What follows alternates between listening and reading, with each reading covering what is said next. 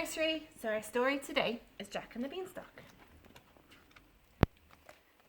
Jack and his mother were so poor, they never had enough to eat.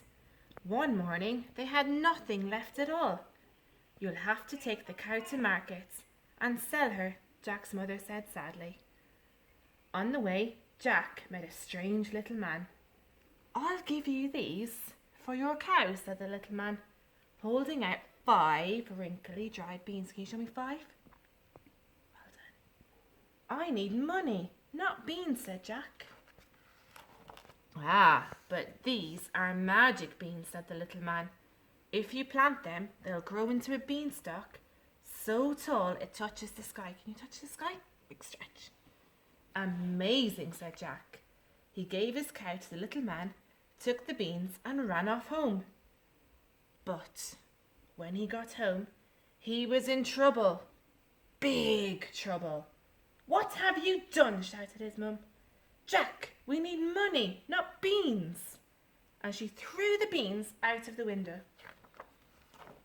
Poor Jack went to bed hungrier and gloomier than ever.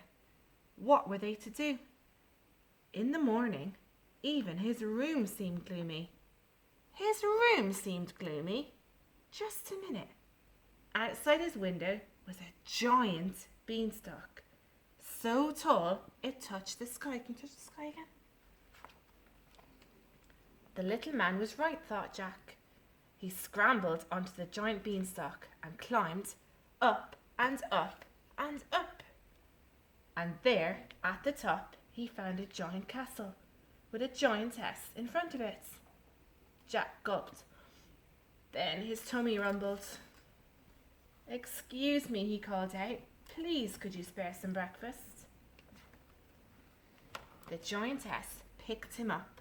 "My husband munches and crunches little people like you," she said.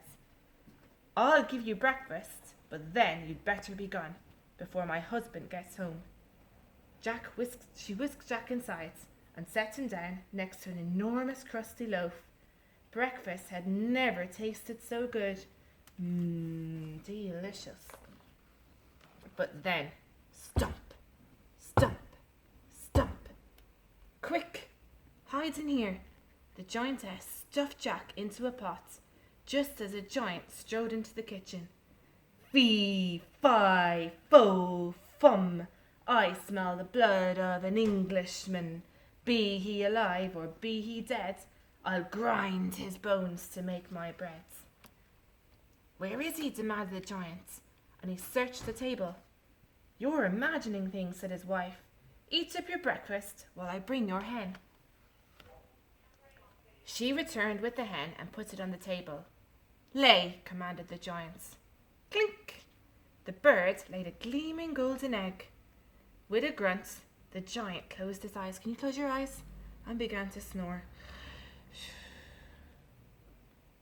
The giantess lifted Jack out of the pot. "Run for your life," she whispered. But Jack had his eyes on the hen.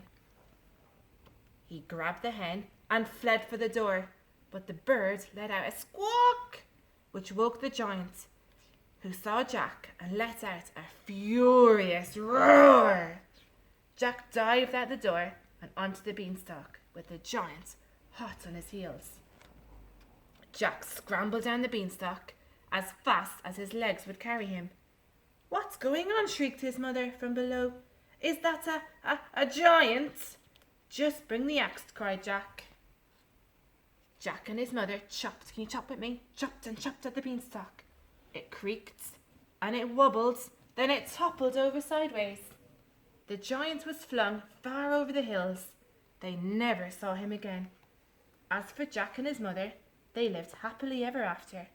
Each morning the hen laid a golden egg, so they grew rich, and Jack never climbed another beanstalk. The end.